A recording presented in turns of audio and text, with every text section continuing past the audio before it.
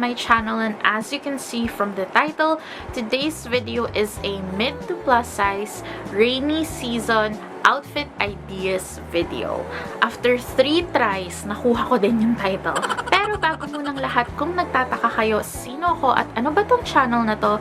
Hello, ako po si Lauren at sa channel na to, mahilig kami sa tipid and plus size fashion, beauty, travel, DIY, and anything arts related. Kaya, kung mahilig din kayo sa mga bagay na yon, then you may want to subscribe down below because I try to upload 1 video every week. Hi mga besh! Ito na nga ba? Tag-ulan na.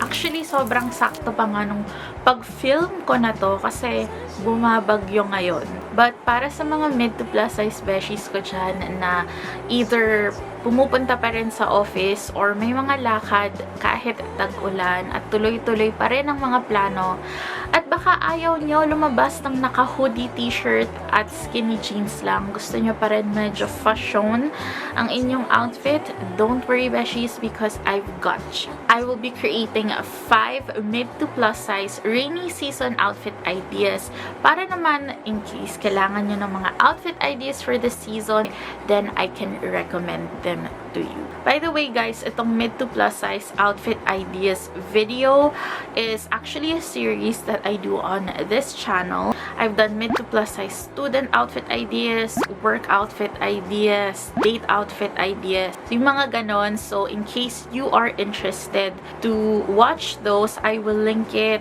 up here. I will link the playlist there para in case gusto nyo panoorin yung iba kong klaseng video na katulad na to, then you can. And also guys, huling disclaimer bago natin simulan yung video, alam ko may magtatanong ng aking basta yung sizes ko guys. So I am a mid to plus size girly. Ako ay usually 0 to 1 XL when it comes to like Shein, ganyan. My waist size is 34 inches. I am 5 foot. In case kailangan nyo ng reference, lalo na when I show you the outfits, then yun. Pero anyway, ang dami ko na sinabi. Let's go straight into the video. Alright mga besh, let us start with outfit number 1. And I'm gonna try to make outfit number 1 as comfortable as possible. Kasi syempre mga besh, tag-ulan, iba sa atin nagko-commute. Ang hirap naman na fashion ka nga, hirap ka naman gumalaw. So number 1 is for those mid to plus size beshies that just wanna be comfortable this rainy season but still wanna look cute. So the first item that you are going to need is a white shirt or a white tank top. The one I'm wearing here guys, binili ko lang siya sa Landmark, pero don't worry, like all my other videos, naghanap ako ng dupe. So nakahanap ako ng isa from TikTok.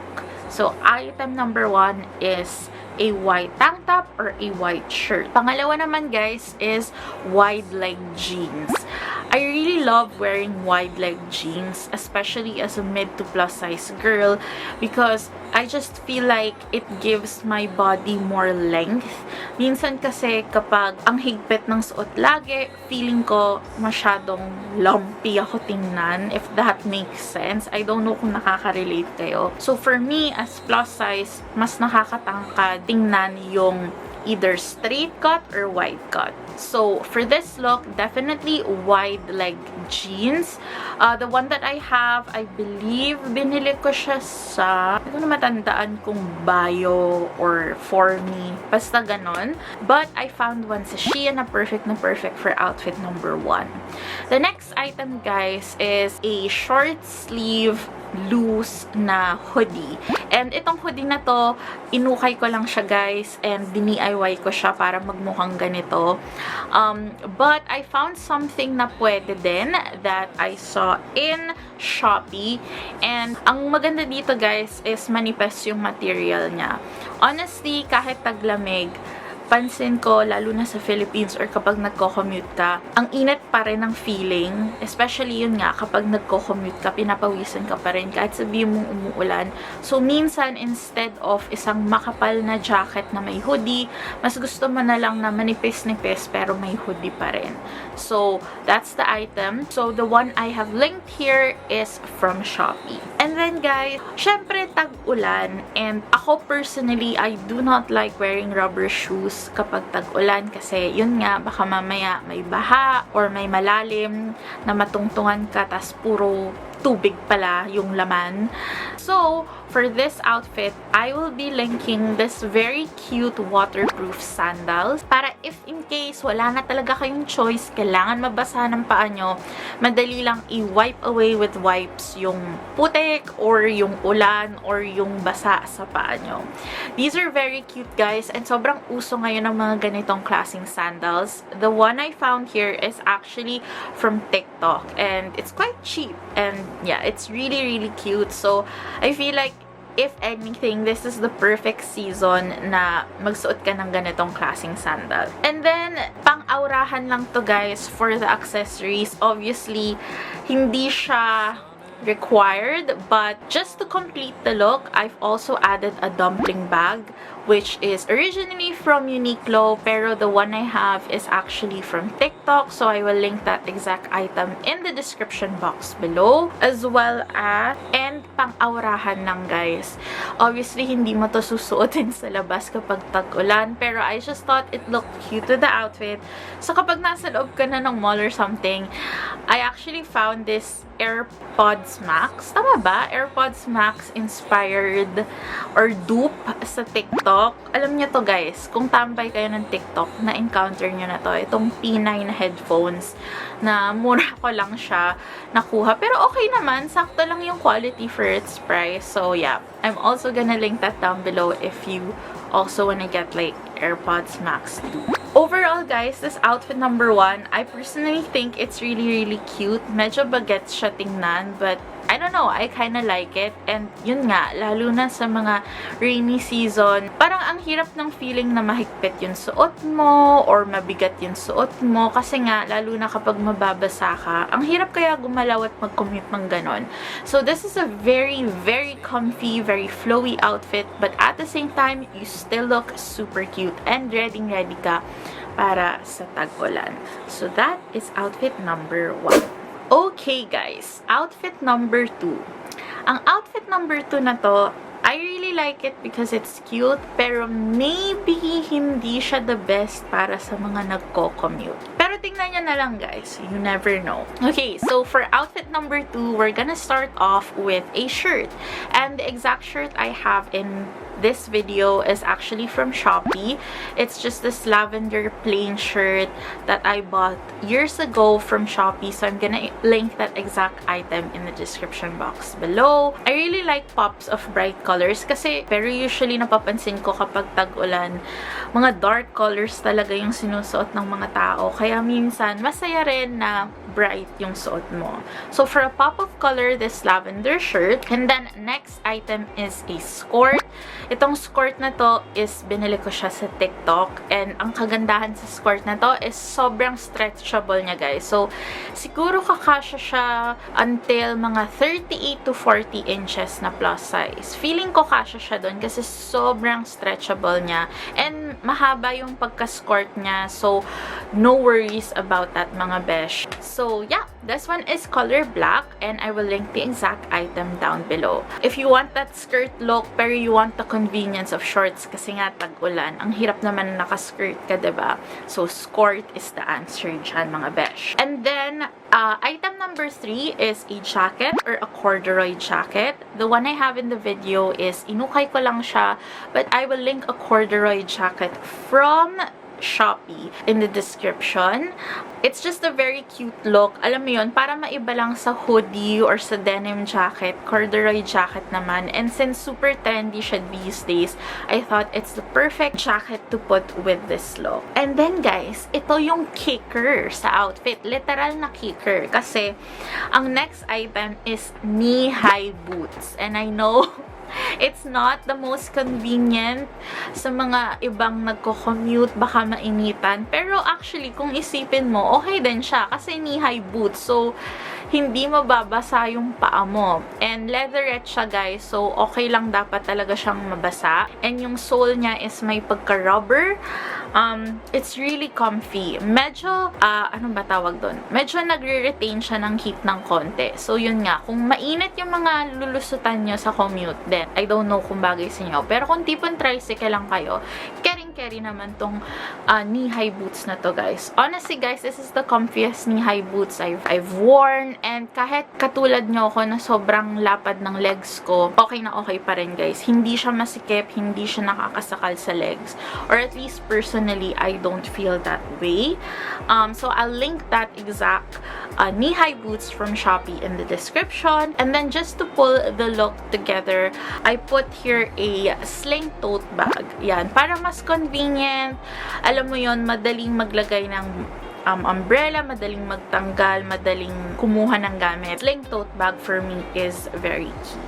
So, this is outfit number 2. I really like outfit number 2, guys. I know it's not the most convenient outfit, but I feel like pasok pa rin siya sa rainy day kasi yun nga, naka-knee-high boots ka, besh. Social na boots siya. Alam mo yun, hindi mo na kailangan pangbaha na boots, yung pambota talaga na pambaha. And yeah, I feel like convenient pa rin siya. Kung magbaha man, hindi mababasa yung pants mo kasi naka-skirt ka, naka-knee-high boots ka. Kung malamig man, naka-jacket ka. And underneath is t-shirt. So, sobrang comfy, sobrang convenient. And yeah, overall, I just really love this look. I think it's cute, it's chic, pero pasok sa banga pa rin sa rainy season. So, that is outfit number 2. Dito naman tayo sa outfit number 3. Outfit number 3 is kind of fun and it's kind of a twist into another black outfit but make it cute. Okay, so for the first item dito sa outfit number 3, we're just gonna get some long sleeves. Yung long sleeves na sinuot ko dito, guys, is from H&M. But I will link some long sleeves na medyo high neck from TikTok that I found. So you can start off with that item. Syempre, yun nga, kapag tag-ulan, may mga panahon na mainit, pero may mga panahon din na medyo malamig. So, if you want that option na tinatamad ka mag-jacket, at least naka-long sleeves ka. Second item is a wide leg jumper. Talagang wide leg, besh. Para flowy pa rin, madaling gumalaw.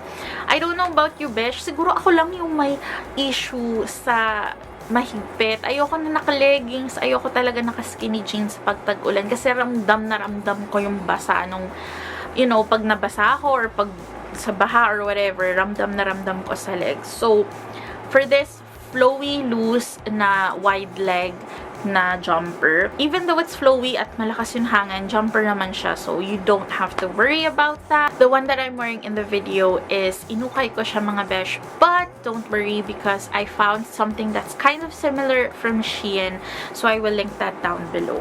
And then something to add on to this outfit that I really love and is super cute is black tie-up boots. Medyo Doc Martens inspired.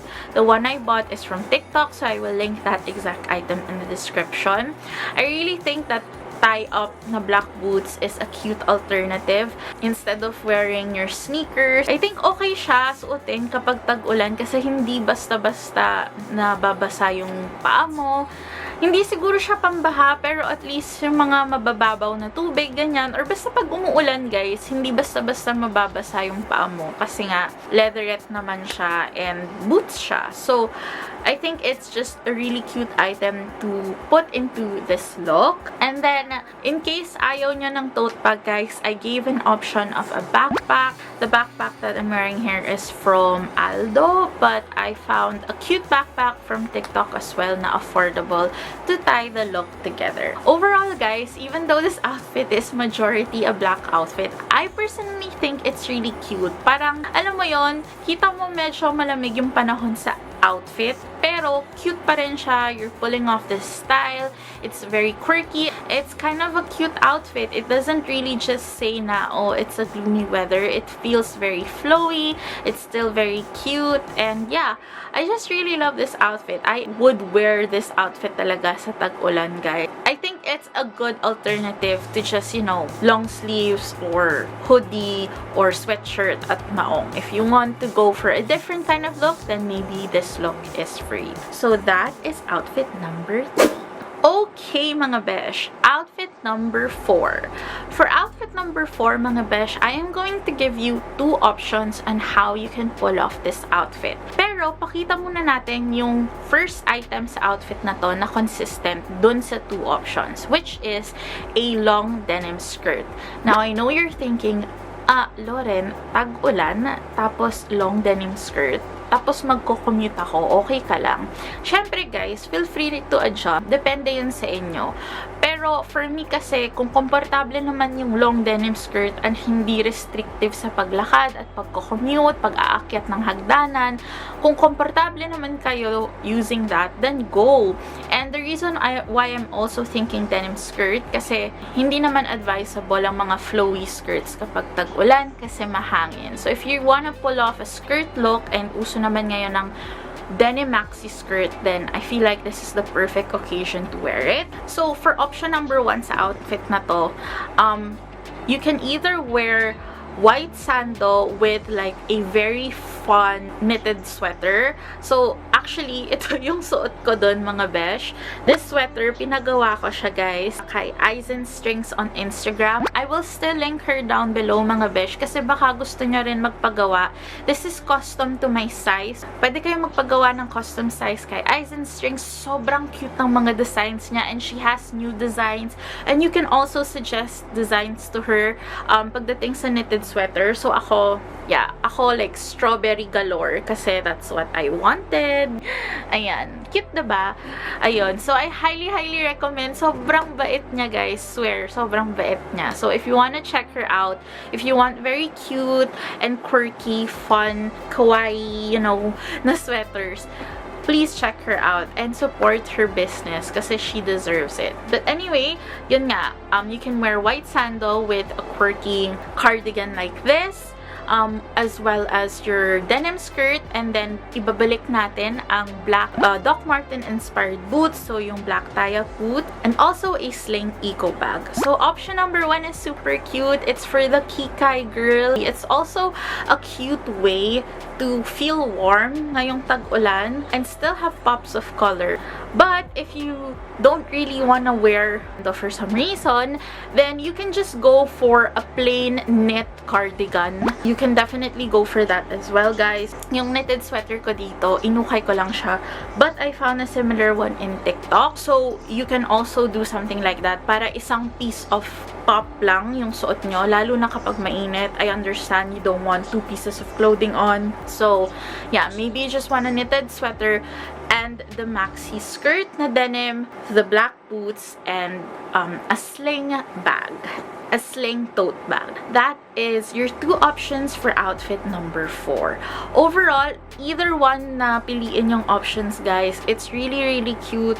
They're both very fun. Pasok din siya sa mga trends ngayon if you wanna follow trends. But I really do feel like it's a perfect occasion, it's a perfect season to pull off knitted cardigan, knitted sweaters, and a denim maxi skirt, and also to top that off, your tie-up black boots kasi it's cold weather and you really want to make sure that you are not cold going to the office or when you're in the office lalo na. Yeah, this is a perfect way to, you know, get some color in or to wear some trendy pieces that's going on around right now. I've actually worn this specific outfit to the office before nung kailangan kong pumunta ng office in person kasi I find it really cute. So yeah, just in case you want another idea or how to wear a skirt in this season, then outfit 4 might be for you.